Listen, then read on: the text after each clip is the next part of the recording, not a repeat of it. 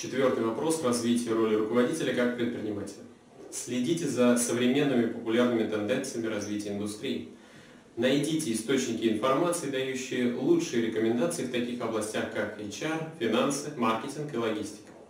То, что применимо в вашей организации, используйте. Раз в неделю, изучая деловую прессу, выделяйте реалистичную идею, способную улучшить ваш бизнес. Чаще спрашивайте себя, как, соединяя разные технологии, товары или услуги, создать добавочную ценность для предприятия. Не бойтесь для развития собственного бизнеса использовать чужие идеи.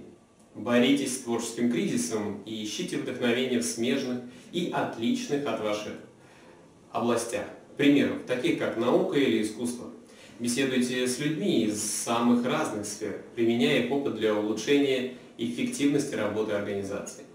Поддерживайте новые идеи, повышающие эффективность организации, предложенные вашими сотрудниками или партнерами. Для того, чтобы узнать, как поставщики и клиенты оценивают ваши предприятия и ваши услуги, периодически встречайтесь с ними.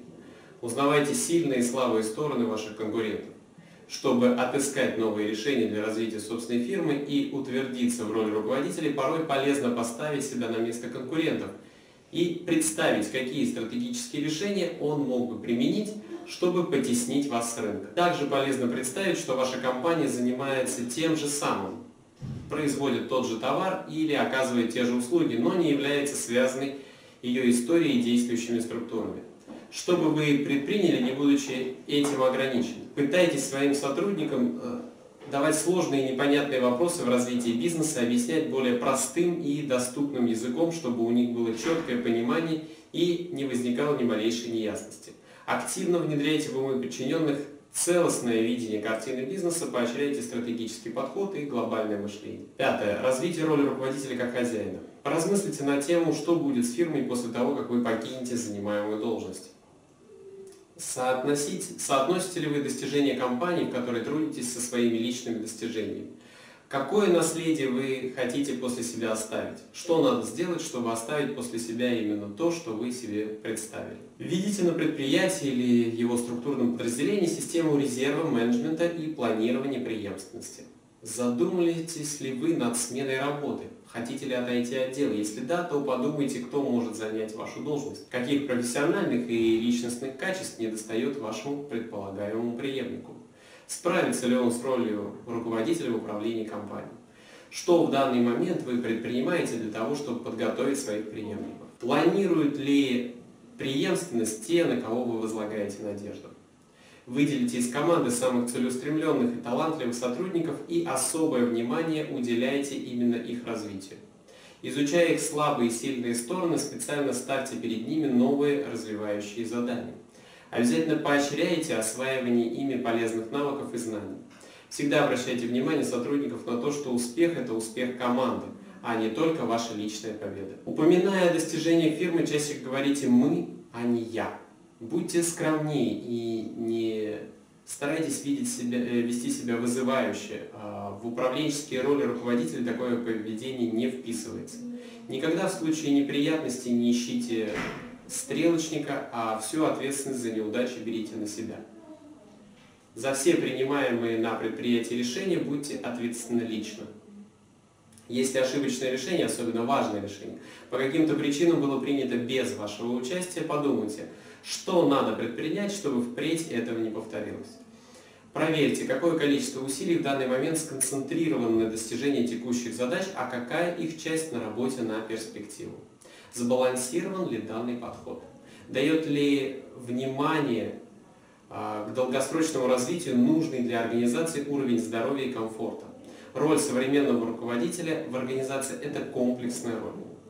Система ролей руководителя требует от человека обладания многими различными навыками. Начальник должен знать хоть немного, чем больше, тем лучше, но зато обо всем. От хитрости финансовой науки до секретов маркетинга, от тайн человеческой психологии до способов организации современных производств. Конечно, сразу всю полноту роли руководителя в управлении мы не можем рассмотреть, поэтому в дальнейшем мы поговорим об этом полнее. Четвертый вопрос – это смарт-цели. Смарт – это Мнемоническая аббревиатура, используемая для определения целей и постановки задач в проектном менеджменте, управлении производством и личном развитии.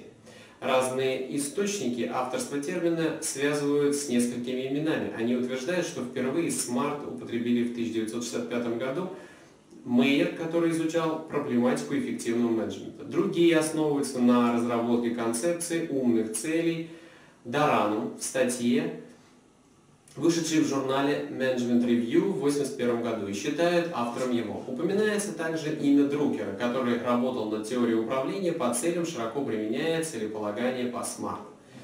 Один из способов формулировки умных работающих целей, точных и позволяющих добиваться эффективности, способ SMART, от английского SMART – умный. Цель описывает желаемую будущую ситуацию, чтобы наиболее удобным образом классифицировать цели. Мы дадим важное различие для описания исходной ситуации. Задачной ситуацией будем называть положение вещей, когда ясно, что нужно сделать, и ясно, как это нужно делать. Остается взять и сделать. Проблемной ситуацией назовем такую, в которой не вполне ясно, что нужно делать, и тем более совершенно не ясно, как это нужно делать. Например, задача провести маркетинговое исследование.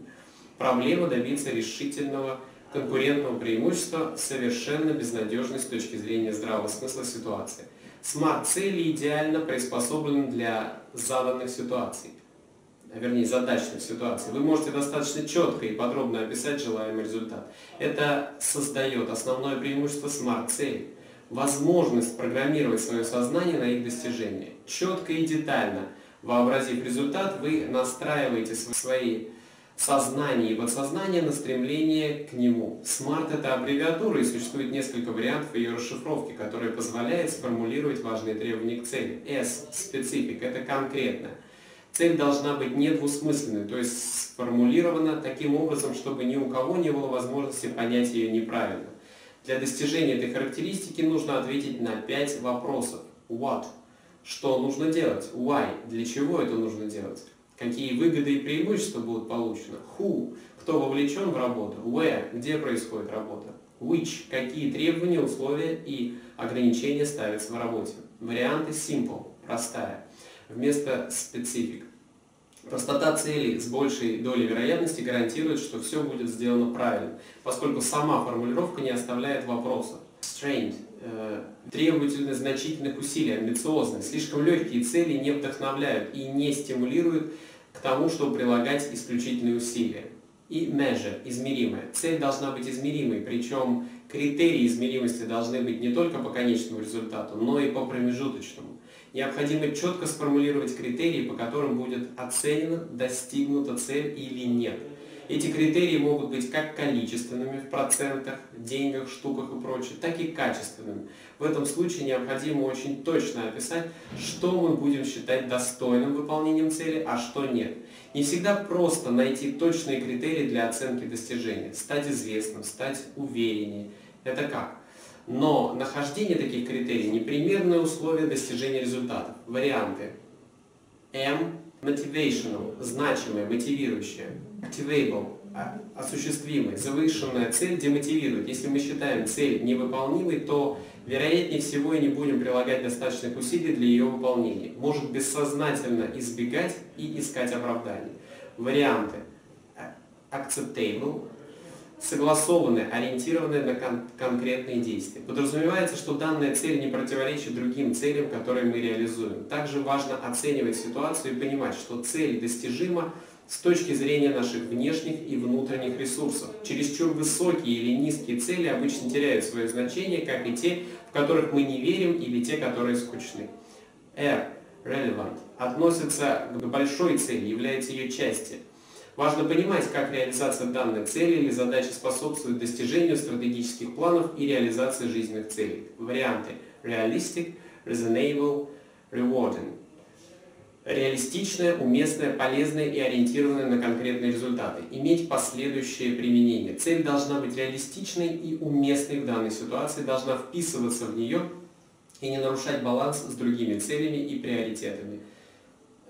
T. Time bounded. ограниченная во времени, то есть имеющая конкретный срок. Срок выполнения – одна из главных составляющих цели. Она может иметь как фиксированную дату, так и охватывать определенный период. Цели, не имеющие крайних сроков или временного графика, часто уязвимы для повседневных кризисов. Варианты: time-based, timely, своевременное, отслеживаемое. Почему не всегда работает технология SMART? Многие люди, попробовавшие использовать SMART-цели, с сожалением отмечают, что далеко не всегда они работают. Почему так происходит? Обозначим основные причины. Итак, цели поставлены исключительно рационально, без внимания к эмоциям и состояниям. Цель не связана с нашими подлинными стремлениями. Например, хочу написать диссертацию. То есть хочу, чтобы она была, потому что это важно, внешнее требование, но не хочу ее писать. Далее. Цель противоречит другим, не менее важным стремлениям. Мы не выбрали, какая из них важнее, или не нашли способ согласовать разные цели.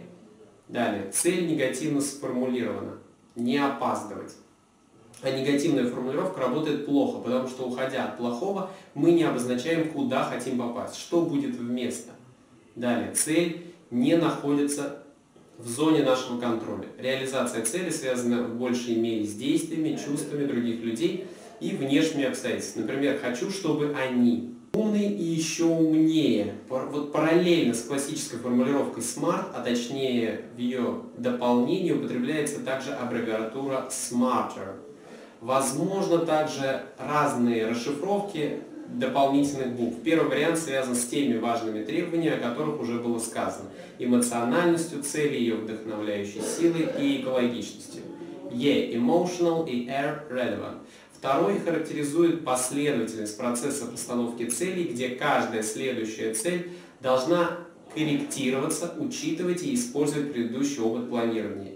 E – evaluate и R – re-evaluate, оценивать и пересматривать. Такое целеполагание еще умнее. В английском smarter